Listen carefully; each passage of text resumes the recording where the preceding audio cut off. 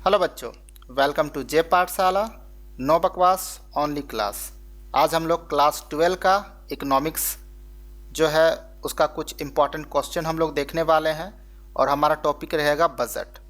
Budget से related जो भी प्रश्न है, जैसे कि बजट क्या है, बजट रेखा को परिभाषित करें या बजट रेखा का जो गणितीय स्वरूप है, इससे रिलेटेड हम लोग आज क्वेश्चन को करेंगे। कई सारे छोटे छोटे क्वेश्चन एग्जाम में पूछे जाते हैं, खास करके जेक बोर्ड के एग्ज़ाम में। तो इस वीडियो को देखने के बाद ये सारे कन्फ्यूज़न आपके दूर हो जाएंगे। छोटा सा वीडियो है, तो चलिए वीडियो को शुरू कर लेते हैं। उससे पहले अभी तक अगर आप चैनल पे नए हो तो चैनल को सब्सक्राइब कर लेना, वीडियो को लाइक कर देना और दोस्तों के साथ शेयर करना मत भूलना। हमारा पहला जो प्रश्न आता है वो है बजट क्या है, इसके परिभाषा को हम लोग जानेंगे। तो बजट एक्चुअल में क्या है? एक वित्तीय योजना है। ये योजना किसी का भी हो सकता है, ये व्यक्ति का हो सकता है, या फिर बजट एक परिवार का हो सकता है, या फिर किसी व्यवसायिक का हो सकता है, या फिर सरकार का भी हो सकता है। तो व्यक्ति, परिवार, व्यवसाय या सरकार के आय और व्यय का पूर्वानुमान और प्रबंधन करती है। आपको यहाँ तक समझ में आ गया कि बजट क्या है? एक वित्तीय योजना है। यह योजना का काम क्या है? तो किसी भी व्यक्ति, परिवार, व्यवसाय या सरकार का जो आय व्यय होता है उसका, ठीक है, पूर्वानुमान और प्रबंधन करने का काम करता है बजट। यह सुनिश्चित करता है कि संसाधनों का सही उपयोग हो और ज़रूरतों को प्राथमिकता के आधार पर पूरा किया जा सके। इकोनॉमिक्स के जो पहला चैप्टर हम लोगों ने पढ़ा था उसमें जो क्वेश्चन था कि देखो, सभी ज़रूरतों को तो हम लोग पूरा कर नहीं सकते हैं क्योंकि संसाधन हमारे पास सीमित है। तो हम लोग क्या करते हैं, जो हमारे पास जो संसाधन है, उपलब्ध संसाधन, उसका उपयोग हम लोग इस तरह से कर पाएँ जिससे कि हम लोग का जो प्राथमिकता वाले जो संसाधन है उसका हम लोग उपभोग कर सकें। सभी का तो उपभोग कर नहीं सकते हैं, तो इसलिए उन ज़रूरतों को सबसे पहले पूरा करें जो हमारे लिए सबसे महत्वपूर्ण है। तो ये हो गया बजट क्या है। इसके बाद भी अगर आपको कोई डाउट होता है तो आप व्हाट्सएप वगैरह में आप कांटेक्ट कर सकते हो। अब समझते हैं हम लोग कि बजट रेखा को परिभाषित करें। बजट रेखा से आप क्या समझते हैं या बजट रेखा क्या है? तो देखिए, बजट रेखा जो है ये एक आर्थिक अवधारणा है जो यह दर्शाती है कि किसी व्यक्ति के पास उपलब्ध आय, अर्थात कोई भी व्यक्ति हो और उसके पास जो आय उपलब्ध है उससे वह दो वस्तुओं या सेवाओं के कितने विभिन्न संयोग खरीद सकता है। यह हमें बजट रेखा के द्वारा पता चलता है कि बजट रेखा हमें यह बताता है कि एक उपभोक्ता के पास जो भी आय है उस आय का प्रयोग करके दो वस्तुओं के विभिन्न संयोगों को यानी मात्राओं को, वो कितने मात्राओं को मतलब खरीद पाएगा, ये बजट रेखा बताती है।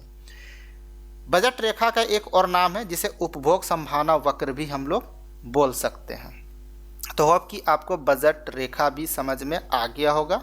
एक दूसरा तरीका भी है बजट रेखा को परिभाषित करने का, आप इसका छोटा रूप भी आप देख सकते हैं कि बजट रेखा उन सभी वस्तु संयोजनों का समूह है जो किसी उपभोक्ता की सीमित आय और वस्तुओं की दी गई कीमतों के तहत खरीदी जा सकती है।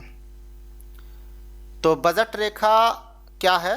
उन वस्तुओं का संयोजनों का समूह है, ठीक है, वस्तु संयोजनों का समूह है। दो वस्तुओं के, ठीक है, संयोजनों का समूह होता है जो किसी उपभोक्ता का जो भी सीमित आय होता है उसके और वस्तु की जो कीमत होती है, ठीक है, उसका प्रयोग करके वो कितनी मात्राएं खरीद सकता है उन वस्तुओं की, ये बजट रेखा के द्वारा ही पता चलता है। देखिए, इसका गणितीय स्वरूप क्या है? तो गणितीय स्वरूप है, अगर किसी व्यक्ति की आय m हो और दो वस्तु उपलब्ध हो, वस्तु x और y, और उसकी कीमतें कुछ इस प्रकार दी हो, x वस्तु की कीमत और y वस्तु की कीमत है ना, px और py, ये x वस्तु की कीमत है और यह y वस्तु की कीमत है। तो बजट रेखा का समीकरण क्या होगा? तो आप देख सकते हैं कि x वस्तु की कीमत को गुना करेंगे x वस्तु की इकाई से और y वस्तु की कीमत को गुना करेंगे y वस्तु की इकाई से, और वो किसके बराबर होना चाहिए? m के बराबर में। m क्या है? उपभोक्ता का आय है, यानी उपभोक्ता के पास जितना पैसा होगा, आप इन दोनों की जितनी भी मात्राएं खरीद रहे हो वो किसके कीमत के बराबर होना चाहिए? तो वो आपके आय के बराबर में होना चाहिए। तो अब कि ये भी आपको समझ में आ गया होगा इसका समीकरण। चलिए इसका अब थोड़ा सा हम लोग जो है ना ग्राफ देख लेते हैं। तो ग्राफ को समझने से पहले आप एक उदाहरण यहाँ पे देख लीजिए। माना किसी उपभोक्ता की आय जो है ना वो 100 रुपया है। वो उपभोक्ता आप खुद को इमेजिन कर लीजिए कि आपके पास 100 रुपये है और आप एक्स वस्तु जो कि आप प्रयोग करोगे उसकी प्रति इकाई 10 रुपया पड़ेगी और वाई वस्तु जिसका आप प्रयोग करोगे उसकी प्रति इकाई 20 रुपया पड़ेगी। तो जाहिर सी बात है, अगर आप 100 रुपये एक्स वस्तु को सिर्फ खरीदने में खर्च करते हो ना, तो आप कितनी इकाइयाँ यूज़ कर सकते हो? 10, क्योंकि आपके पास 100 रुपये है, 10 इकाई आपको खरीदनी है। तो अगर आप इसको भागा दोगे तो कितना हो जाएगा? यहाँ पे 10 आ जाएगा, ठीक है। तो आप 10 इकाई खरीद सकते हो। ठीक उसी प्रकार अगर सिर्फ आप वाई वस्तु को खरीदना चाहोगे तो वाई वस्तु की कीमत कितनी थी? 20 रुपये। आपके पास थे कितने? 100 रुपये, ठीक है। तो इसका मतलब ये है कि आप कितनी इकाइयाँ खरीद पाओगे? तो आप इसका 5 इकाइयाँ खरीद पाओगे। तो इस प्रकार बजट रेखा का जो 2 बिंदु होगा ना, वो 10 0 और 0.5 के बीच में स्थित होगा। अगर आपको ये वाला लाइन समझ में नहीं आया तो इसको मैं आपको चित्र के माध्यम से दिखा देता हूँ। अब इस चित्र को आप थोड़ा ध्यानपूर्वक देखिएगा। ये हो गया मेरा वाई वस्तु का इकाई है और इधर है मेरा एक्स वस्तु का इकाई। अब आप देख सकते हो, जैसे कि मैंने आप लोग को पहले ही बताया था कि आपके पास, ठीक है, मान लीजिए कि 100 रुपये हैं, ठीक है। आपके पास कितना? 100 रुपये ही है। तो 100 रुपये में आप देख सकते हो कि अगर आप सिर्फ वाई वस्तु की अगर मात्रा को आप खरीदते हो तो ये आपका 10 इकाई यहाँ पे खरीद पाओगे अधिक से अधिक। जबकि एक्स वस्तु की इकाई यानी मात्रा को खरीदते हो तो आप अधिक से अधिक 5 इकाई खरीद पाओगे। तो इस तरह से अगर हम ये दोनों को मिला देते हैं ना, तो आप देख सकते हो इस जगह पे, यानी ए जहाँ पे आपको दिख रहा है यहाँ पे 0.5 है, यानी वाई वस्तु की 0 मात्रा है और एक्स वस्तु की 5 मात्रा है। जबकि एफ जो यहाँ पर है, यहाँ पे आप क्या देख रहे हो, यहाँ पे 10 मात्रा हो गया वाई वस्तु की और एक्स वस्तु की 0 मात्रा है। तो आप देख सकते हो यहाँ और यहाँ के बीच में जो है आपका क्या है? बजट रेखा बन रही है। इसी को आप बताएगी कि दोनों के बीच में बजट रेखा बनेगी। अब आपका यहाँ पे कहना क्या है? आप देख सकते हो कि आपके पास 100 रुपये है ना, तो 100 रुपये में आप अधिक से अधिक जो एक्सपेंड कर सकते हो ना, इसी रेखा के बराबर में एक्सपेंड कर सकते हो या इस रेखा के नीचे आप एक्सपेंड कर सकते हो। यानी आप ना तो वाई वस्तु की 11 मात्रा खरीद सकते हो और ना ही आप एक्स वस्तु की आप 6 मात्रा खरीद सकते हो, क्योंकि उतना आपके पास पैसा नहीं है।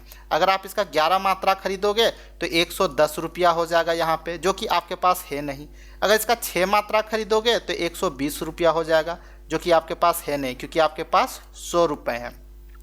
हाँ, आप एक काम कर सकते हो कि आप इसकी मात्रा को जो है ना कम कर सकते हो, वाई वस्तु की मात्रा को आप कम कर सकते हो, ठीक है। उतना कम कर सकते हो जितना में आप दूसरा का मात्रा को बढ़ा सकते हो, ठीक है। अगर यहाँ पे आप ये, अगर आप दोनों को अगर बढ़ाना चाहो तो देख सकते हो, अगर आप एक वस्तु की 8 इकाई खरीदते हो तो आप इसका कितना मात्रा खरीद पाओगे? 1 मात्रा खरीद पाओगे। तो इधर 8 वस्तु का हो जाएगा 80 रुपया और उधर एक वस्तु का हो जाएगा 20 रुपया, बराबर आपका 100 रुपया हो गया। और यही तो समीकरण है जो कि हम लोग वहाँ पर अभी देखे गणितीय समीकरण में। अगर आप इसका 6 वस्तु खरीदते हो तो फिर आप दूसरका का कितना मात्रा खरीद पाओगे? 2। इधर हो जाएगा 60 रुपया, इधर हो जाएगा 40 रुपया, यानी दोनों मिलाकर के हो जाएगा 100 रुपया। लेकिन यहाँ पे देखिए एक चीज़ आपको यहाँ पे ध्यान देने वाली है, ये जो रेखा है ना, इस रेखा के बराबर या इस रेखा के अंदर सभी संयोगों को जो है ना आप प्राप्त कर सकते हो, लेकिन इसके बाहर आप जाकर खरीदारी नहीं कर सकते हो। जैसे कि यहाँ पे जी में दिया गया, जी में क्या दिखा रहा है? तो अपर्याप्त संयोग, यानी आप इस संयोग को नहीं खरीद सकते हो, ये आपके बजट से बाहर चला जाएगा। और इसके बराबर में या इसके अंदर जो है ना आप खरीद सकते हो, ये आपका पूर्ण प्रयोग हो जाएगा आपके आय का। लेकिन अगर इसके नीचे जाकर के अगर आप खरीदते हो और दूसरा का मात्रा आप नहीं बढ़ाते हो तो ये आय का कम खर्च करना होता है, यानी हम अपने आय से कम खर्च कर रहे हैं। तो बजट रेखा एक्चुअल में हमारा सीमा दर्शा देता है कि आप इससे बाहर खर्च नहीं कर सकते हो, ठीक है। ये चीज़ आपको समझ में आ गई होगी। एक चीज़ और याद रखिएगा कि आपके पास जैसे 100 रुपये है तो एक उपभोक्ता की दी हुई आय से, ठीक है, वो 2 वस्तुओं के जो 2 वस्तुओं के जिन संयोगों को वो खरीद सकता है, जिन संयोगों को वो खरीद सकता है, जैसे इसका 10 है तो उसका 0 हो गया, तो ये एक सेट हो गया, ठीक है। उसके बाद आपका अगर आप यहाँ पे इसका 8 अगर खरीदते हो तो उसका आप 1 इकाई खरीद पाओगे। तो इस तरह से जितने भी संयोग होंगे जिसको आप खरीद सकते हो आप दी हुई आय से, ये बजट सेट कहलाता है। एक क्वेश्चन ये भी आता है कि बजट सेट से आप क्या समझते हैं। तो बजट सेट क्या, उपभोक्ता की दी हुई उपलब्ध आय से दो वस्तुओं के वो जिन संयोगों को खरीद सकता है, ठीक है, उन संयोगों को, उन बंडलों को ही बजट सेट कहा जाता है। होप कि ये चीज़ भी आपको क्लियर हो गया होगा। उसके बाद भी कोई डाउट हो तो आप कमेंट कर सकते हैं। इसका महत्व क्या है, तो देखिए महत्व क्या होता है कि खपत की सीमा यानी बजट रेखा जो है ना, उपभोक्ता की आय और वस्तुओं की कीमत के अनुसार खपत की सीमा को दर्शाता है कि यानी आप कितना खपत कर सकते हो अपने आय का। चयन का आधार बनता है। यह उपभोक्ता को यह तय करने में मदद करती है कि किस वस्तु की अधिक उपभोग करना चाहिए या फिर कम करना चाहिए। कीमत या आय में बदलाव, देखिए बजट रेखा वस्तुओं की कीमत या आय में परिवर्तन के आधार पर ऊपर नीचे या झुकी हुई हो सकती है। अर्थात आप इसको कुछ इस तरह से आप समझ लीजिए कि ये मेरा बजट रेखा है, तो अगर मेरा बजट रेखा यानी आय मेरा घट जाता है तो बजट रेखा इस जगह पे बन जाएगा, अगर मेरा आय बढ़ जाता है तो बजट रेखा इस जगह पे बन जाएगा, यानी हमारा जो खपत है ना वो भी बढ़ेगा, ठीक है। तो इस तरह से बजट रेखा अपनी जगह से परिवर्तन हो सकता है। और ये भी हो सकता है कि वस्तु का कीमत भी अगर कम हो जाए ना तो उतना ही आय से हम क्या कर सकते हैं ना, वस्तु की ज़्यादा मात्रा को भी खरीद सकते हैं। तो उपभोक्ता की आय या फिर वस्तु की कीमत के बढ़ने या घटने से क्या होती है, बजट रेखा जो होता है ना वो नीचे या ऊपर जा सकती है। तो होप कि ये चीज़ भी आपको क्लियर हो गया होगा इसका महत्व। तो अगर आप टुंडी क्षेत्र से हैं, धनबाद डिस्ट्रिक्ट के टुंडी क्षेत्र से हैं, तो आप हमारे ऑफलाइन क्लासेस ज्वाइन कर सकते हैं जेपी क्लासेस टुंडी को। यहाँ पे आप एग्ज़ाम की तैयारी अच्छा से कर सकते हैं। चलिए फिर से मिलते हैं एक नए वीडियो के साथ, तब तक के लिए जय हिंद जय भारत।